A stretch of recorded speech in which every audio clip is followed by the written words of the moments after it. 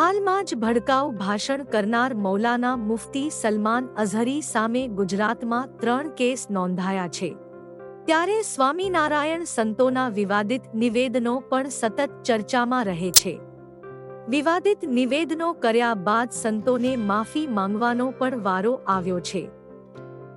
ત્યારે હવે કચ્છમાં એક સ્વામિનારાયણ સંતે જાહેરમાં પાકિસ્તાનની જય બોલાવી હતી. જો કે પાકિસ્તાનની જય બોલાવીને તેમણે બાદમાં એક ખુલાસો કર્યો હતો. હાલ તેમનો આ વિડિયો સોશિયલ મીડિયામાં ચર્ચાનું કેન્દ્ર બન્યો છે.